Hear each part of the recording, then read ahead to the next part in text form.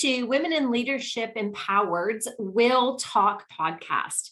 We are super excited. Today we have Kim Chackal with us, and Kim is the Director of Sales and Marketing at Equifruit. She has spent the last 7 years establishing Equifruit as the Canadian market leader for fair trade bananas, and her sights are set on a global fair trade banana industry. So she's dominating. We're super excited to have her here. Her fearless and bold approach is making waves in the produce industry.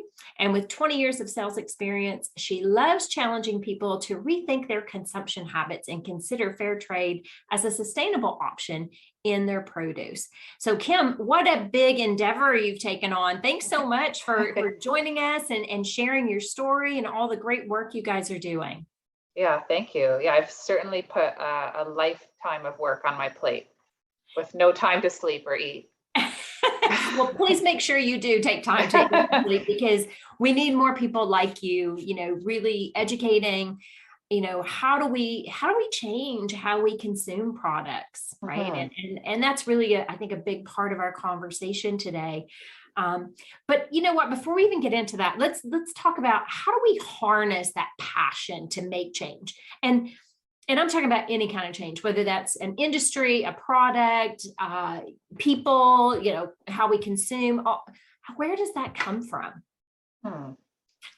Well, I think that ever since I was a very young person, when I found out about a problem that I felt that I could solve, I became immediately committed and would jump in with 2 feet to solve it. So some problems have felt like too big and impossible for me to tackle, but there was something about the banana industry that seemed that I can somehow get in there and fix it. I didn't even know that there was this problem until I learned about the problem, but I don't know, there was just something inside of me that said, I can take the experience that I have in sales and the talents that I have in sales, and I can apply that towards making the world a better place by making people aware of an issue that they were probably not aware of. We just take for granted that bananas are super cheap, and we all assume, actually, we probably don't make any assumptions. We probably just don't even think about it at all. For the people who do think about it, they might just assume it's economies of scale. But yeah, once you dig a little deeper, you find out that there's this dark history in the banana industry where we might get the term, banana republic. And so when I did a little bit of digging, it was just something that I couldn't ignore. I had to go in, jump in all the way and try to fix it. Nice. Well, so certainly your passion is showing up here and how you make that change. And so let's talk a little bit about, I want to start with consumption, right? Because you keyed in on a couple of things there that are really important. As an average consumer, I know I haven't until the last probably year or so really even thought about how my family and I consume products. So maybe let's just talk about that as an overarching theme, and then we'll jump more into specifically the banana industry. Yeah. So tell me what you would like to know. You want to talk a little bit about our attitudes towards consumption or responsible consumption? What's your observations about how the average person even looks at consumption? Yeah. Well, I think that some consumption habits are handed down to us. We observe maybe the environment that we grew up in, our caretakers as children. How did they make the decisions about consumption? How often they consume, where they consume from, what influences what we should or shouldn't consume. And then there are other influencing factors like the generation that we belong to or the consumer subset that we belong to. So I'm a millennial, for example, and I've learned a lot about millennials, especially in the last 7 years in this banana industry. So if I look at myself, I grew up as a millennial to 2 immigrant parents who made a lot of decisions based on price and cost savings. We're going to choose this food or this restaurant or this vacation or this car or these clothes based on price. How can I get the most for the least amount of money? That was kind of the environment that I grew up in. since my parents both came to Canada with nothing and their families had to build up their careers and buy homes and establish themselves in this country. And while that was happening, I was also observing a world that was starting to talk about a climate crisis and environmental issues. And there was this huge responsibility on young people. And I was that young person at the time that they were thinking about the world that was going to be passed on to me. And so there were these two kind of conflicting issues, having everything I want for the best possible price, but then also how do the prices and low prices affect the global economy and the environment? And so that's been really interesting to see how that's developed. And some of the choices that I make today, maybe my parents or my grandparents would not have made those same choices. But that's just a consequence of those, that confluence of factors, given the time that I grew up and the environment that I grew up in. Yeah. Wow. So many things you said there I relate to, because I think how we are raised definitely has an impact on how we continue patterns or change patterns. And, as I said, like, even for myself, I never even thought about it until like a year ago. Right. I've started spending more time, working with people who are more aware and are educating me also, right? Because it's an education process. Right. But some things that you pointed out there, I think are super important, is looking at the conditions of why we do it. Right. And so let's discuss a little bit about, the banana industry in particular. Okay. We're using this as an example because there's many examples of how we consume. So let's discuss that grit that it takes to, really look at the fair trade market, and how do we not ignore that anymore? Yeah, I think that part of it is becoming more educated as consumers. I think that, especially if we just focus in on the climate crisis, we've come to a point in our society where we just can't ignore certain factors anymore. And we really do have to question how the everyday choices that we make are impacting the environment and also our local economies and the global economies. And coming back to consumption, nothing in life comes for free, and we should question the prices behind things. Maybe we can focus on fashion for a second. Sure.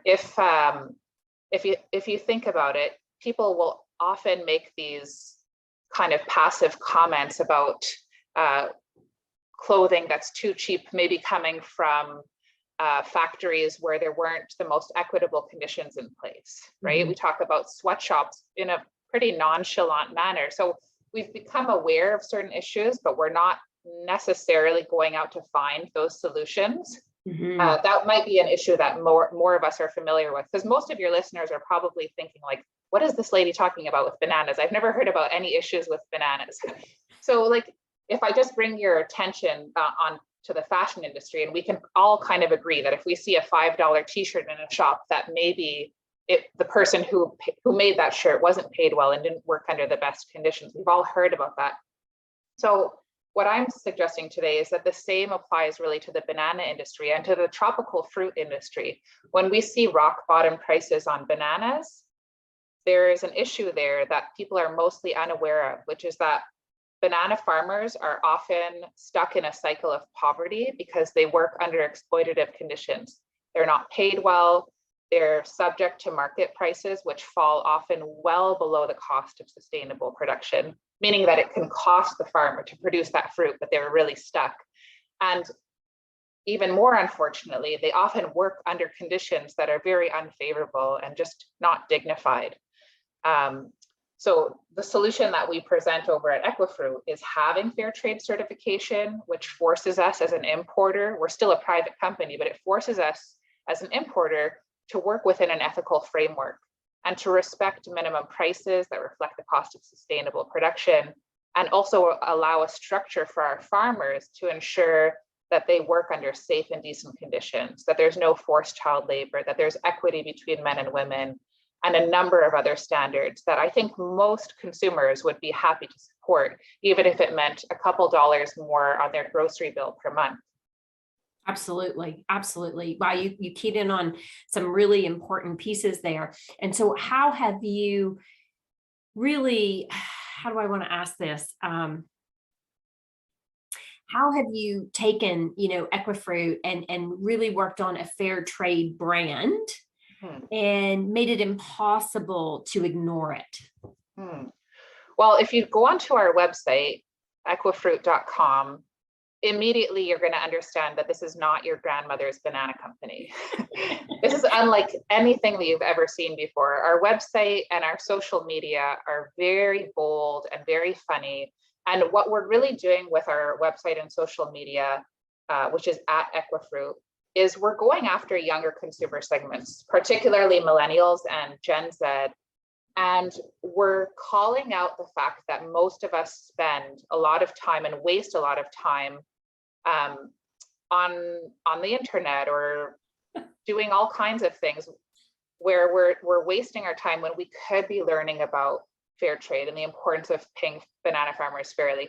So we're really on top of what's trending culturally, and we jump onto those things. We piggyback off of those hot topics in social media and what's happening in pop culture. And then we try to shift the conversation towards fair trade. So to give you an example, when Bennifer 2.0 came out in the fall and everybody was losing their minds, well, then we did a post where we have J-Lo and Ben on the yacht again, and we put our Equifruit banana over the bikini so that everybody knows that that's happening and everybody's taking the time to stay updated and see what she's wearing at the next event.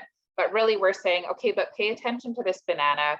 We want to talk to you about fair trade and why Equifruit has a 100% commitment, because there's this huge issue in the banana industry and it has to be corrected. And if people don't get on board with paying farmers more, then the industry is going to continue to suffer. The farmers are going to continue to suffer, and we're never going to get out of this cycle of poverty. Yeah. Wow. So I love how you're taking a fun twist to it, and you're actually really targeting, your audience, but it's the education. Yes. And something, what I'm hearing and seeing with Equifruit is really the importance of screaming your values, right? Like, I mean, you guys are embodying, all of the ways that you show your passion, but you're also, ethically, really demonstrating like how people can make change, right? And it doesn't have to be hard, but it's that awareness of it in the subtlenesses of believing in what you do. Yeah, absolutely. It doesn't have to be hard. It's so simple. And we fall, just like we spoke earlier, how you kind of fall into these patterns of consumption. So you might have never questioned the cheap bananas that you're buying. But when you consider a fair trade banana, like an Equifruit banana, which is probably going to cost you about 30 cents more per pound at the cash, at first you might go, well, I don't want to pay more for anything. I want the same for the, but when we actually did the math, it only works out to about $10 per year on your whole grocery bill to switch over to fair trade bananas. And $10 a year should be affordable, I think, for most Canadians, even most Americans. I don't think anybody would argue with that. And when you understand the impact of not just a fair price to the farmers, but we're also paying $1 per case, and we've brought in over 1 million cases since the beginning of the company. $1 per case goes back in these awesome projects that have positive environmental and economic and social impact. You can feel really connected to this product that you're putting in your basket probably on a weekly basis. So it's something that you can feel good about. You can feel really connected to that part of the supply chain where it's a food product that comes from far away, that's very delicate, that has to be professionally ripened, that you've never really thought about. But once you take a minute to learn about the importance of how fair trade changes the lives of farmers within communities, I think that most people just get on board. The conversion rate is very, very high. And I think that people are getting excited about Equifruit. As you said earlier, we're doing it in a fun way. The brand was established in 2007. And our earlier approach was kind of more simple and maybe more familiar for fair trade brands to talk a lot about our farmers and the visits we've done to the farms and show pictures of the farms. And oddly enough, even though we were so incredibly excited and passionate about it, it just didn't seem to resonate with most people. It really resonated with like a niche market of people who were already supporting fair trade products. But we thought, how can we go out and capture the attention of people who have not really paid attention to this movement or not aware of fair trade? And so once we started putting pictures up of what's happening in pop culture, the brand just exploded. And once we changed our website and our whole social strategy, which was a year ago now, the brand really exploded. People all over the world are reaching out to us to understand our marketing approach. And we've really established ourselves as a disruptor, as a marketing disruptor, and as a bold brand that is getting a conversation going that a lot of people have tried to get going, but it just hasn't taken off the way that it has now, which is really exciting for us. Well, that's awesome. And that's how you're dominating, right? Yeah, that's right. So one of the things that I think is super important about what you just said is the fact that, okay, as the average consumer, we don't really think about what we're throwing in our basket, right? Like, I mean, we're so time starved and we're so busy. Like grocery store is like, you just run in, you grab what you need, and you're not even, you see a banana, you grab it, or tomatoes or whatever it may be. But what I like what you shared there was really explaining that dominoes effect, right? Because every time a person realizes that, yes, you're impacting the farmers, but it's also beyond the farmers. It's the people who are picking the bananas. It's their families. It's such a ripple effect in our world of, even how we think about consumption. And we've been in I would say a very spoiled society where we've had a lot. And so now we do have to think more consciously about what we consume, how we consume. We have choices about where we put our money. Sorry, I'm ranting a little bit there, but I just think that it's such an important message. And it's, I appreciate you coming on and sharing, what Equifruit is doing, but there's so many ways that as a consumer, we can make a substantial difference. Yeah, absolutely. I think you hit the nail on the head there by saying that we have been spoiled, especially in North America. Yes. And we've been spoiled with unsustainably low prices on a commodity that we've all come to love, and we buy more bananas than any other fruit in the grocery store. Americans and Canadians, we average about 15 kilos a year. The next fruit after that would be apples at around 10 kilos per year. So this is a product, we buy a lot of bananas and we enjoy them very much. They're a staple in our diet. And we just don't think about that price. And I think that the large issue here is that most retailers have used bananas as a loss leader. So they'll put that price really, really low because they think that you will judge the prices of the whole store on that cheap banana price. So if you come into retailer X and their bananas are 59 cents a pound, you go, wow, that's really cheap. They must have affordable milk and rice and whatever else you're there to buy.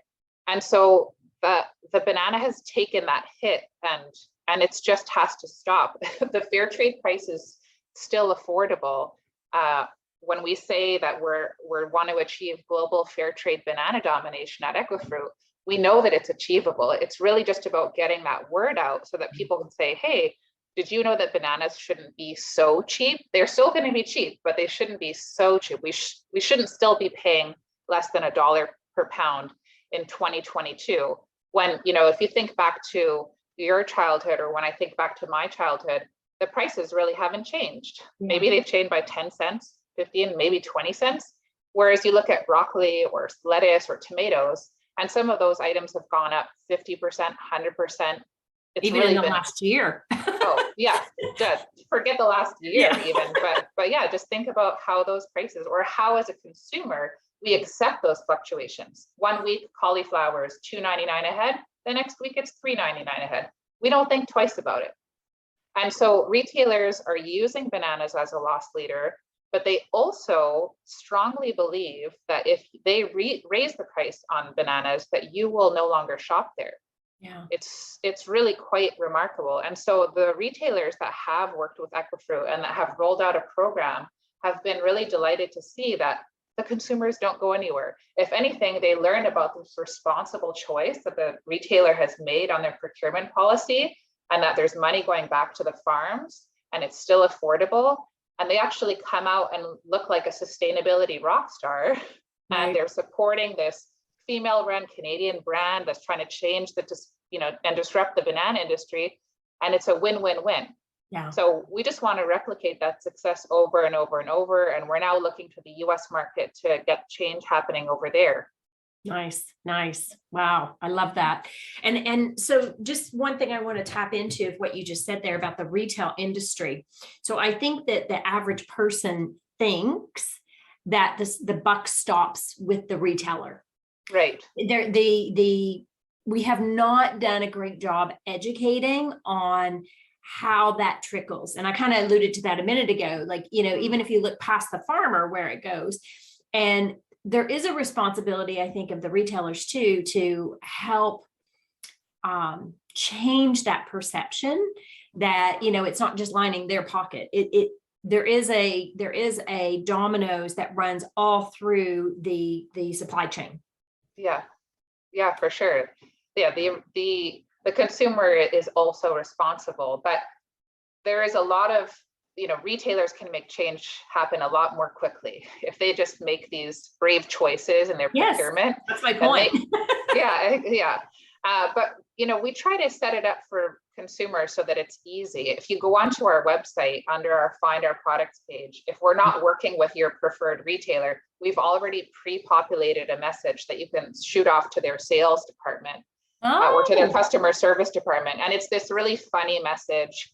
So it's very on brand and should make them smile so that it doesn't come out as an attack, Yes. And what's really cool is we get an alert every time that somebody reaches out to one of those retailers. And so it's so fun to see people going out and actually trying to make change happen and asking for that change, which is very exciting. Yeah, that's awesome. Yeah. So what's next for you, for Equifruit? Like, so you just mentioned the US, like that's your next big target market. What's the overarching you hope to achieve, really? Yeah, when we talk about global fair trade banana domination, we really want fair trade bananas and fair trade produce to become mainstream. We're trying to correct these major industry, the exploitative issues in the agricultural industry, and we're trying to address these issues and correct them permanently.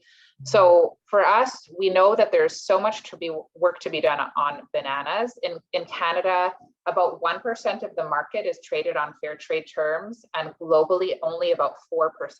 So as I said at the beginning, I can spend my whole lifetime just focusing on bananas, but there are other commodities that need our help as well. We'd love to get into pineapples, and avocados are a major one.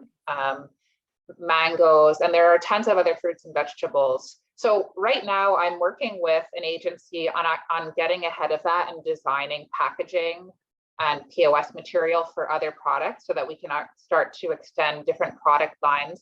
But we will focus very much on bananas. That's always going to be the core of our business. It has such a compelling story. And we've already started to speak to retailers and distributors in the US.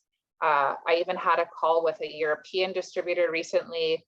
So we'll see how we grow, but we're very serious about growing a global brand and being a brand that is going to go out there and be edgy and bold and funny and capture the attention of consumers who, thankfully, more and more every day are becoming more interested in sustainable products and want to know where their products come from and who are the brands that they're supporting and what are their values. And they really want to see that transparency and traceability.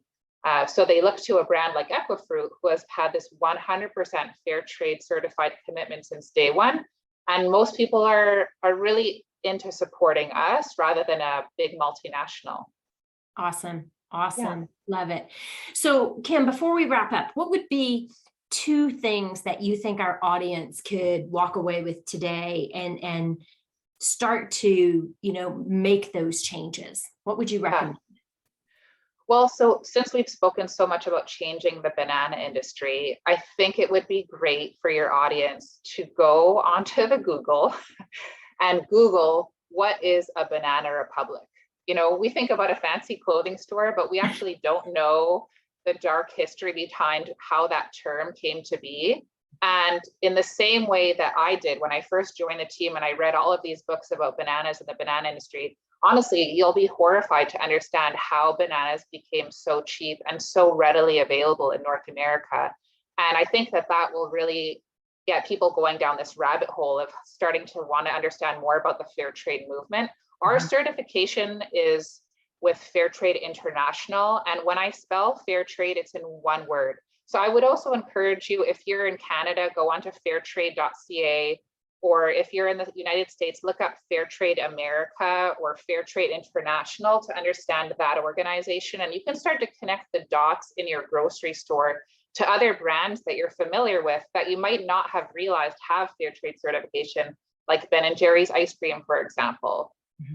So those would be two pieces of homework. Learn more about our certification, fair trade in one word, and just get a better sense of the banana industry. So they don't just take my word for it, but once you learn a little bit more about the industry, you're going to be so happy to pay that extra 30 cents a pound and choose an Equifruit banana. Yeah, that's awesome. Awesome. Great things to walk away with. I would add one more to that. Sure. just because I think it's so important that our audience starts to look at not just bananas, but consumption in total, right? Yeah, because absolutely. We are in a situation where climate change is very real. There's a lot of just incredible people and businesses trying to change things, one product, one step at a time, Equifruit being one of those, and super grateful that you came on and shared your story today. But there's a lot of people doing great work, and we as consumers need to be more thoughtful about what we are consuming and how we're consuming it.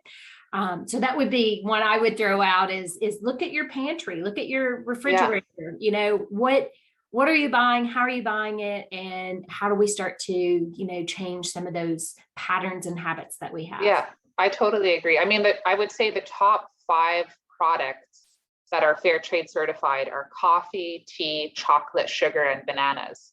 And I don't know about you, but those are part of my everyday diet. I have a couple cups of coffee every morning, a couple of teas in the afternoon. I have chocolate every single day after lunch, and a banana when I can. So I think that once you start to realize that you can have that change with the products that you're consuming every single day, and you're not just buying, I mean, it's good to buy a responsibly made t-shirt every now and again, but you don't have that same connection when it's not something you're putting in your basket every week.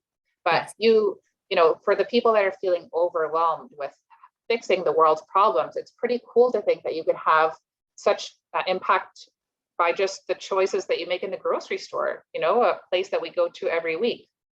And thankfully, some retailers are making that more and more visible. And they're being encouraged, I think, through a lot of the European retailers where you can actually look specifically for responsibly sourced products. And there are many more certifications out there that allow us to make those responsible choices when we are doing our grocery shopping. Nice. Excellent. Well, Kim, I want to thank you for taking time out of your busy schedule because, world domination is a big job. That's right. We appreciate you sharing all this great information. And, I just invite our audience to, check out Equifruit, really, do your homework, think seriously about the 2 things that Kim shared that, can really help us create a better world, better environment. And we, again, thank you so much for joining us. And thank you for having me. Oh, my pleasure. And if anybody has questions that, I'm sure you can reach out to Kim through LinkedIn or through Equifruit's. I think you said at Equifruit is your social handle. Reach out and ask questions because, that's how we learn. That's how we can share. And please do share this podcast with other people that you feel could greatly benefit from the conversation we've had today. So until next time, thank you so much for joining us, and keep listening to WIL Talk podcast.